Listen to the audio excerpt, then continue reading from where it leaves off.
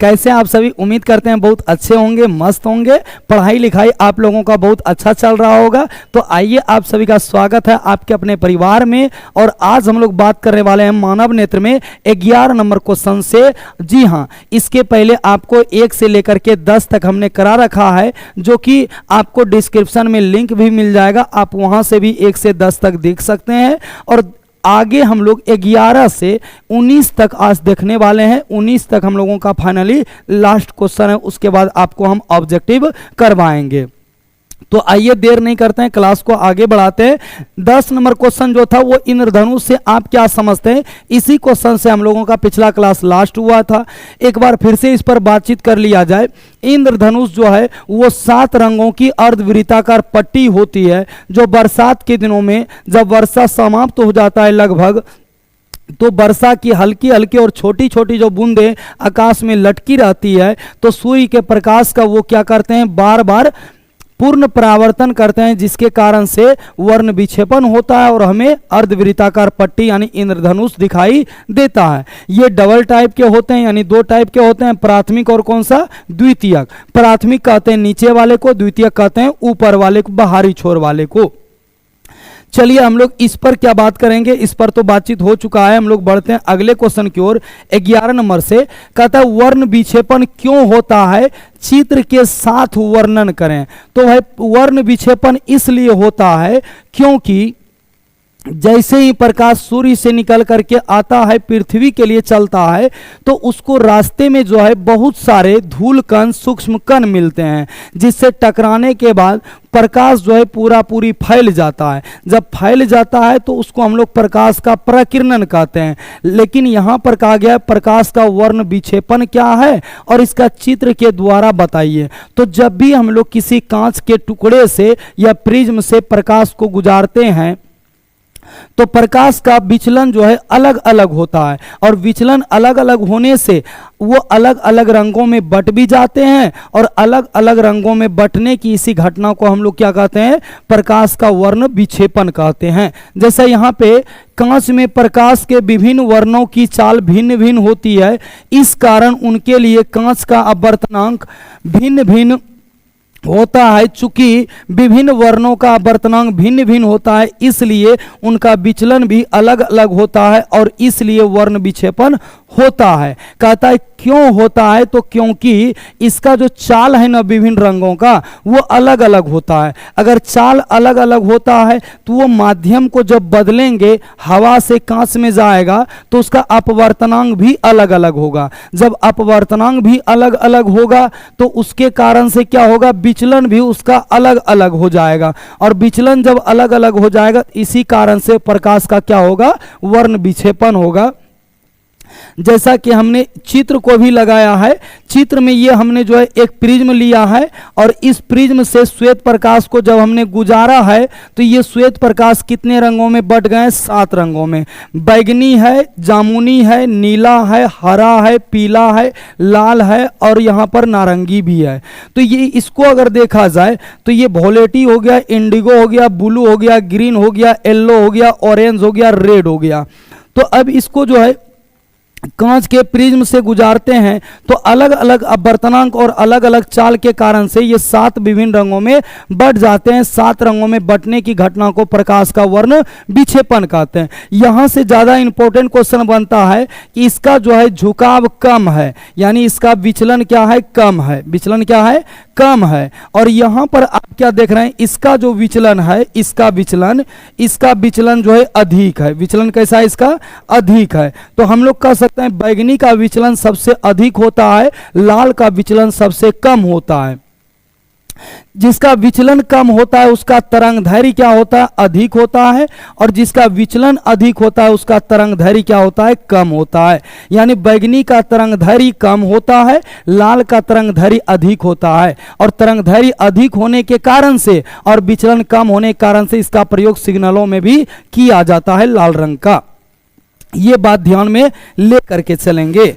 चलिए आगे बढ़ते हैं। अगला क्वेश्चन है 12 नंबर, निकट दृष्टि दोष क्या है, इसका निवारण किस लेंस से होता है, सचित्र समझाएं। तो देखिए निकट दृष्टि दोष क्या है? सबसे पहले तो ये समझिए कि मानव नेत्र में रोजमर्रा के दिनों में चलने के कारण से कुछ ना कुछ नेत्र में खराबी भी आ जाता है, जो कि खराबी हमको 10th क्लास के लेवल के अनुसार 4 प्रकार के पढ़ने होंगे। निकट दृष्टि दोष, दूर दृष्टि दोष, जरा दृष्टि दोष और एक अबिंदुकता। तो जो दिखेगा वही दोष होगा। निकट दिख रहा है, दूर नहीं दिख रहा है तो उसको निकट दृष्टि दोष है। दूर दिख रहा है, निकट नहीं दिख रहा है, उसको दूर दृष्टि दोष होगा। और जरा दृष्टि दोष क्या होता है कि आपको उम्र बढ़ने के साथ साथ में मांसपेशियों में जो लचक है वो कम हो जाता है, जिसके कारण से जरा दृष्टि दोष होता है। और अबिंदुकता एक ऐसा दोष है जो क्षैतिज और समतल में सामंजस्य नहीं बैठा पाता है, उसको हम लोग कहते हैं अबिंदुकता। तो यहां पर बात करते हैं निकट दृष्टि दोष का। कहता है निकट की वस्तुओं का स्पष्ट दिखना परंतु दूर की वस्तुओं का स्पष्ट नहीं दिखना ही निकट दृष्टि दोष कहलाता है। कौन सा दोष कहलाता है? निकट दृष्टि दोष कहलाता है। इसके निवारण के लिए अवतल लेंस के चश्मे से होता है, यानी इसका निवारण जो है अवतल लेंस के चश्मे से आप कर सकते हैं। दूर दृष्टि दोष का निवारण होता है उत्तल लेंस से, और जो है कि जरा दृष्टि दोष का जो निवारण करते हैं हम लोग वो किससे कर लेते हैं? उसको कर लेते हैं हम लोग बाईफोकल से। किससे कर लेते हैं? बाईफोकल से। और अबिंदुकता जो है इसको दूर करते हैं बेलनाकार लेंस वाले चश्मे से। तो यहां पर कहता है अब ये दूर कैसे होगा? मान लिया, तो चित्र से समझते हैं यहां पर कि मान लिया जाए कि मेरे पास में क्या है, एफ कोई आदर्श दूर बिंदु है और यहां पर जो है एफ डैश पर इसका दूर बिंदु जो है वास्तविक रूप से लिया गया है। ये आदर्श है, ये वास्तविक रूप से लिया गया है। इसका प्रतिबिंब जो है यहां पर मानव नेत्र अगर रहेगा तो इस तरीके से मानव नेत्र अगर रहेगा तो लेंस लगाने से क्या होगा, इसका प्रतिबिंब जो है सटीक रूप से बनना शुरू हो जाएगा। और सटीक रूप से बनना जब शुरू हो जाएगा तो वस्तु जो है इसको सही रूप से दिखाई देना भी शुरू हो जाएगा। यहाँ पे नेत्र लेंस रहेगा, आप इससे ज्यादा अच्छा चित्र भी बना सकते हैं। तो अवतल लेंस को लगाने से मानव नेत्र का जो निकट दृष्टि दोष है वो दोष एकदम बिल्कुल से ठीक हो जाता है। और दूर दृष्टि दोष को दूर करने के लिए उत्तल लेंस वाले चश्मे का प्रयोग करते हैं हम लोग। चलिए अगला क्वेश्चन कहता है कि अंतिम पंक्ति में बैठे किसी विद्यार्थी को श्याम पट यानी ब्लैक बोर्ड पर की लिखावट को पढ़ने में कठिनाई होती है, वह विद्यार्थी किस दृष्टि दोष से पीड़ित है, इसे किस प्रकार संशोधित किया जा सकता है? तो देखिए, अगर कोई विद्यार्थी है और श्याम पट पर वो बैठा हुआ है, मतलब कि बैठ करके पढ़ रहा है, श्याम पट पर देख देख करके कोई चीज पढ़ रहा है या लिख रहा है, तो अगर उसको दूर से दिखाई दे रहा है, निकट से दिखाई नहीं दे रहा है, यहां पर कह रहा है क्या कि बैठे विद्यार्थी को अंतिम पंक्ति में जो लिखने में पढ़ने में कठिनाई होता है, इसका मतलब दूर से उसको नहीं दिख रहा है तो निकट से उसको दिख रहा है। दूर से नहीं दिख रहा है तो निकट से दिख रहा है। अगर निकट से दिख रहा है तो उसे निकट दृष्टि दोष है और इसका निवारण करने के लिए अवतल लेंस वाले चश्मे का प्रयोग करना पड़ेगा।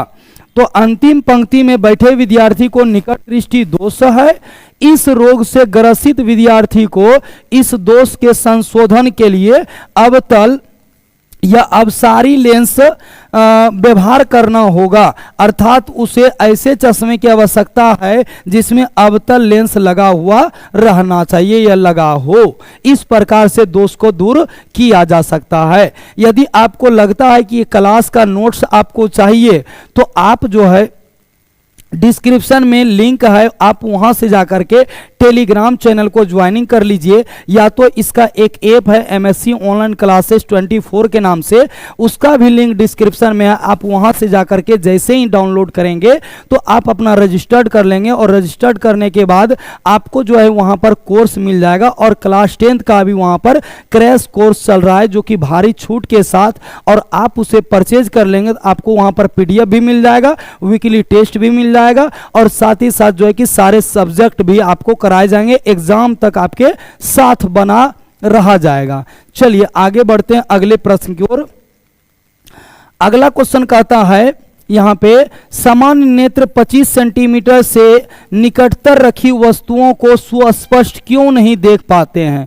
तो नेत्र लेंस की फोकस दूरी में परिवर्तन सिलियरी पेशियों में फैलाव तथा संकुचन के कारण होता है। यानी कहने का अर्थ है कि मानव नेत्र की फोकस दूरी में जो परिवर्तन हम लोग करते हैं वो सिलियरी मांसपेशियों के फैलाव या संकुचन, जिसको हम लोग लचक बोलते हैं, इसके कारण से फोकस दूरी को कम या ज्यादा कर पाते हैं। जब कोई वस्तु सामान्य नेत्र से 25 सेंटीमीटर की दूरी पर रखी रहती है तब सिलियरी पेशियों का संकुचन महत्तम होता है, परंतु जब वस्तु 25 सेंटीमीटर से निकटतर अर्थात 25 सेंटीमीटर से कम दूरी पर रखी रहती है तो सिलियरी पेशियों में और अधिक संकुचन संभव नहीं हो पाता है। यानी कहने का अर्थ यह है कि कोई वस्तु 25 सेंटीमीटर के अंदर अगर रखा जाए तो मानव नेत्र उसको क्यों नहीं देख पाता है, ये वजह पूछता है। तो ये वजह है कि फोकस दूरी मानव नेत्र का किसके कारण से फेरबदल होता है? हम लोग कहेंगे फेरबदल होता है उसके मांसपेशियों के संकुचन या तो फैलाव के वजह से।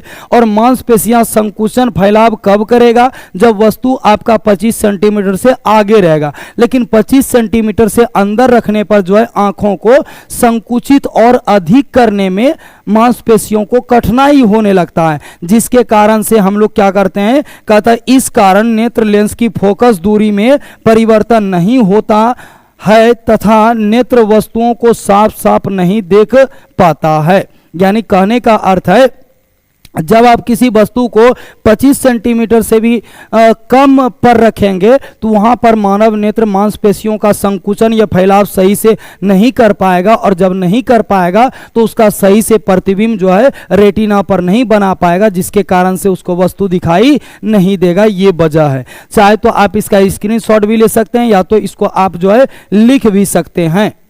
वीडियो को आगे पीछे स्किप करके इसको लिख भी सकते हैं या तो आप इसका स्क्रीनशॉट भी ले सकते हैं। या तो शॉर्ट में अगर आप चाहें तो आप टेलीग्राम चैनल को या एप्स पर जाकर के डाउनलोड कर लेंगे तो वहां से आपको पीडीएफ फ्री में मिल जाएगा। कहता है नेत्र के निकट बिंदु एवं दूर बिंदु क्या है, इसकी नेत्र से दूरियां के मानक मान लिखें। यानी अगर देखा जाए निकट बिंदु क्या है तो वैसी निकटतम बिंदु जहां पर रखी हुई वस्तुएं सुस्पष्ट रूप से रेटिना पर प्रतिबिंब बन पाता है उसको हम लोग कहते हैं निकट बिंदु, और निकट बिंदु को n से डिनोट किया जाता है और इसका मान होता है 25 सेंटीमीटर एक वयस्क मानव के लिए। और दूर बिंदु क्या होता है, वैसा दूरस्थ बिंदु जहां पर रखी हुई वस्तुओं का प्रतिबिंब रेटिना पर साफ साफ बन पाता है उसको हम लोग कहते हैं दूरस्थ बिंदु या दूर बिंदु। इसको f से डिनोट किया जाता है और इसका मान वयस्क मनुष्य के लिए अनंत होता है। क्या होता है? अनंत होता है। चलिए कहता है नेत्र से वस्तु की नजदीक से नजदीक की स्थिति जहां तक वस्तु स्पष्ट दिखाई पड़ती है निकट बिंदु कहलाती है। और नेत्र से वस्तु की अधिकतम दूरी की स्थिति जहां तक वस्तु स्पष्ट दिखाई पड़ती है उसे दूर बिंदु कहते हैं। कहता है मानक मान की अगर बात करेंगे तो निकट बिंदु की नेत्र से मानक दूरी 25 सेंटीमीटर होती है और दूर बिंदु का मान क्या होता है? अनंत होता है। इसको बात को याद रखेंगे, याद रख करके चलेंगे तो आपको कभी भी दिक्कत नहीं होगा, क्योंकि एग्जाम में बहुत बार रिपीट भी हुआ है। चलिए मेरे भाई अगले क्वेश्चन की ओर बढ़ते हैं। यदि आपको क्वेश्चन अच्छा लग रहा है, वीडियो अच्छा लग रहा है और आपको लगता है कि क्लास करने से आपको बेनिफिट्स मिल सकता है तो आप क्लास को जो है लाइक कर दीजिए और शेयर नहीं किए हैं तो शेयर कर दीजिए। और अगर किसी के माध्यम से आपको पहली बार चैनल मिला है तो चैनल पर कृपया आए हैं तो आप चैनल को सब्सक्राइब कर दीजिएगा, जिससे कि मेरा भी मोटिवेशन बना रहेगा और आपके सामने डेली हम आते रहेंगे। चलते ही कहता है कि स्पष्ट दृष्टि की न्यूनतम दूरी का मान कितना होता है? तो भैया स्पष्ट दृष्टि की न्यूनतम दूरी का मान 25 सेंटीमीटर होता है। बी नंबर क्वेश्चन है जब हम नेत्र से किसी वस्तु की दूरी को बढ़ा देते हैं तो नेत्र में प्रतिबिंब दूरी का क्या होता है? अर्थात नेत्र की समंजन क्षमता के कारण प्रतिबिंब दूरी में परिवर्तन नहीं के बराबर होता है। अब ये समंजन क्षमता क्या है? मानव नेत्र की वैसी क्षमता जिसके द्वारा कहीं पर भी रखी वस्तुओं का सुस्पष्ट प्रतिबिंब रेटिना पर बन पाता है उसे समंजन क्षमता कहते हैं या समंजन क्रिया कहते हैं। तो दूरी में आप कितनों परिवर्तन कर दीजिए कोई मतलब नहीं है, लेकिन प्रतिबिंब की स्थिति में कोई परिवर्तन नहीं होगा।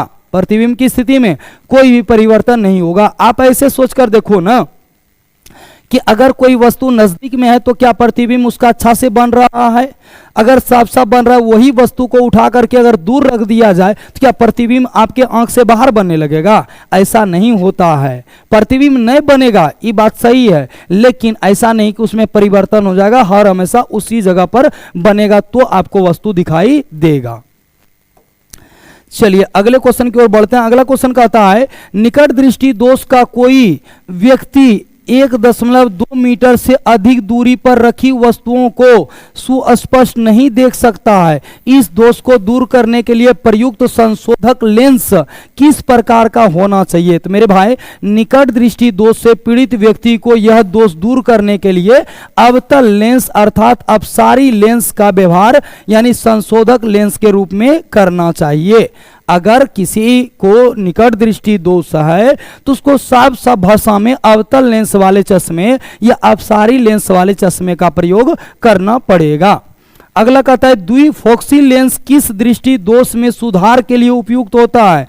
तो जरा दूरदर्शिता या तो जिसको हम लोग प्रेस बायोपिया कहते हैं या तो जरा दृष्टि दोष कहते हैं, उस दोष को दूर करने के लिए आपको द्विफोक्सी या बाईफोकल लेंस वाले चश्मे का प्रयोग करना चाहिए, क्योंकि उसमें जो है नीचे इस तरीके से अगर उसका लेंस बना हुआ है, इस तरीके से अगर चश्मा उसका बना हुआ है, इस तरीके से अगर उसका चश्मा बना हुआ है इस तरीके से, तो समझिएगा बात को यहाँ पर कि इसमें जो है ऊपरी साइड में उत्तल होता है और निचले में अवतल होता है, जिसके कारण से उसके नेत्र को सही से ठीक कर पाता है। निचले साइड में अवतल और ऊपर साइड में क्या होता है? उत्तल होता है, जो बहुत अच्छे से ठीक कर पाता है। तो हम दोष का एक बार फिर से बताते हैं। निकट दृष्टि दोष, दूर दृष्टि दोष, जरा दृष्टि दोष, अभिमुखता। निकट दूर होगा अवतल वाले चश्मे से, दूर दृष्टि दोष दूर होगा उत्तल वाले चश्मे से, और जरा दृष्टि दोष होगा द्विफोक्सी लेंस से, यानी इसको बाईफोकल भी कहते हैं। और अभिमुखता जो दूर होगा वो होगा बेलनाकार लेंस से। किस लेंस से? बेलनाकार लेंस से। चलिए हम लोग आगे बढ़ते हैं क्वेश्चन नंबर 18 की ओर।